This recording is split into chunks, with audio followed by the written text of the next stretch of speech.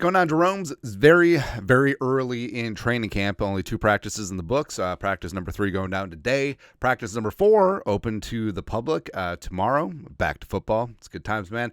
And yes, it is early. We talk about practice.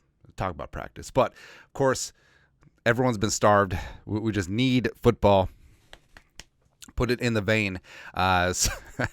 So even though it's only been 2 practices, we got winners and losers. Well, no losers, just winners so far. Now, since it's early on and no contact, no padded practices, like the winners, it's hard to, like, if you're a linebacker or like a defensive lineman or even an offensive lineman, like it's hard to have yourself stand out as a winner or early in these practices, even with 7-on-7, 11-on-11. But basically what it comes down to, quarterbacks, receivers, DBs, that's who's gonna look good right away. So first off, winners, we're gonna do Sling and Sam Darnold as well as J.J. McCarthy. So of course that's the competition that everyone's watching.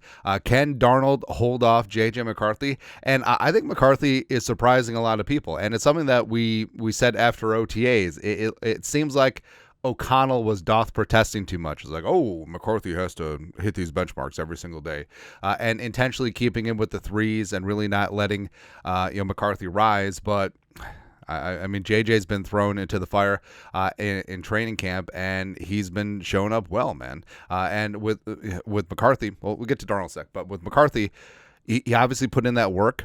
He looks very comfortable. He's working primarily with the 2s, a little bit with the 1s as well. The arm is on full display. Got that hose. Does need to work on, touch a little bit, but that will come with work and reps. But he's not scared. He is not scared at all. That's something that I love about J.J. McCarthy. And also decisive.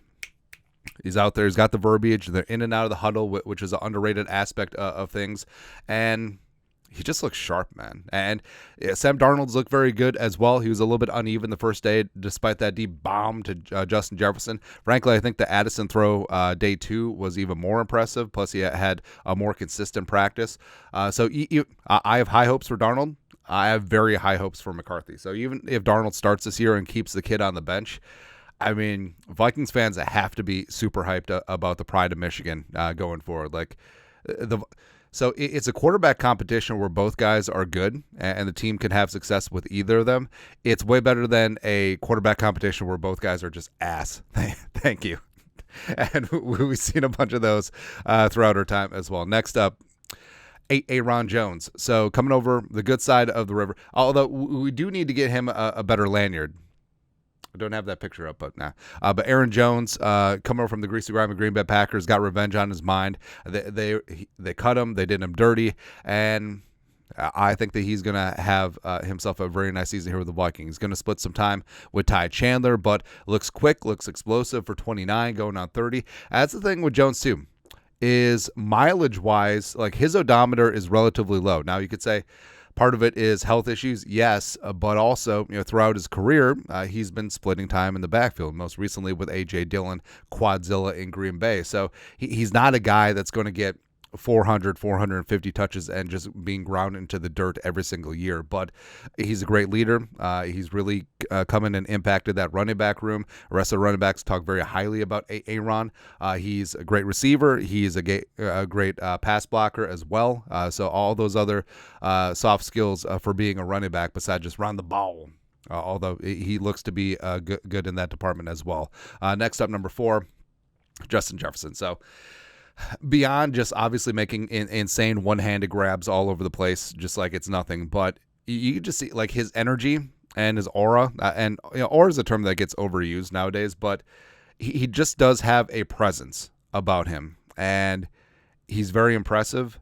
His teammates love and adore him, and with him being a little bit older as well as getting that contract, like he is now a team leader. And also with the Vikings becoming one of the youngest teams in the league, I mean, he's no longer the young gun. He's no longer a peer, really. Like, he is a leader of this team, and the other receivers look up to him. The team looks to him for leadership and guidance. And Jefferson is a no-nonsense, put in the work and do the damn thing on the field type player, and that's exactly what this team needs to be. He's perfect for the culture. He's perfect for Kevin O'Connell. So You see what's going on with CeeDee Lamb and to a degree Jamar Chase with the Bengals, and just thank your lucky stars that we're living here today where Justin Jefferson is under contract and they can't take that away. And I'm proud to be a Vikings fan.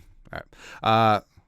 Yeah, so JJ's obviously looking good, but that's a given, right? Also, I will say that Jordan Addison has been impressive as well. Now, you think that with all of his stuff hanging over his head that maybe he may be a little bit distracted, but he did say that out on the field with his teammates is where he's found peace, which, so yeah, maybe that's something that will fuel him and focus him if he does stay on the field this year. Also, wide receiver Jalen Nailor. Now, every single year, it is OTA and training camp hype for Jalen Nailor, knocking out all the wood. Hopefully he can stay healthy, because last year was supposed to be the Jalen Nailor breakout season because JJ was out for OTAs. Showed up for mandatory minicamp with the whole contract thing.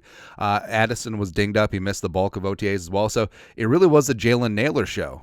He was running with the ones and looking really good. And he and Kirk Cousins, the Michigan State to Michigan State connection. But then he literally got injured the first day of training camp, and it lingered. It was a lower leg injury. Of course, no injury reports filed during training camp and preseason, but it basically took away his training camp, which really sucked. But coaches speak very highly of him. McCardle was banging the table.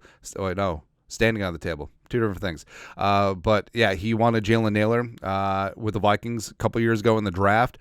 Kevin O'Connell always speaks very highly of Jalen Nailor, usually unprompted as well. So, I mean, he could be a guy who could rise up and be that wide receiver 3, but he's just got to stay healthy, man.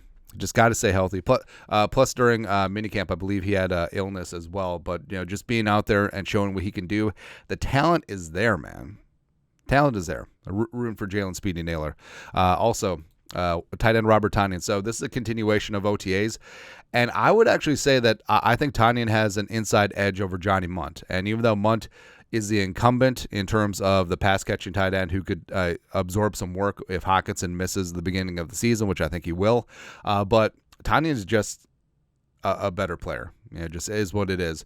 And also, the fact that he worked with J.J. McCarthy quite a bit during OTAs, and now McCarthy almost exclusively running with the twos, a little bit with the ones. Tanyan's been in that mix as well. Had a couple of great grabs from McCarthy, so he certainly could be a name that could be an impact this season. Lastly, so cornerback Shaq Griffin. Now, we're awaiting word to see the severity of his ankle injury. Hopefully it's nothing.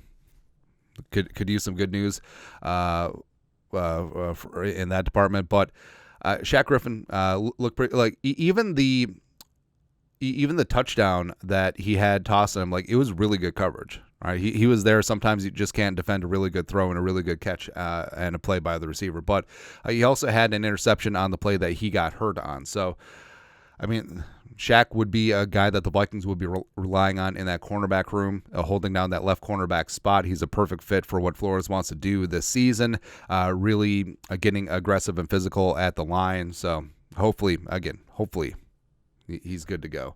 But that's it. That's 7. Way too early training camp winners so far for the Minnesota Vikings. Let us know your thoughts. Our thoughts, comment section below. You guys are the best. You know what to do. Skol, production value.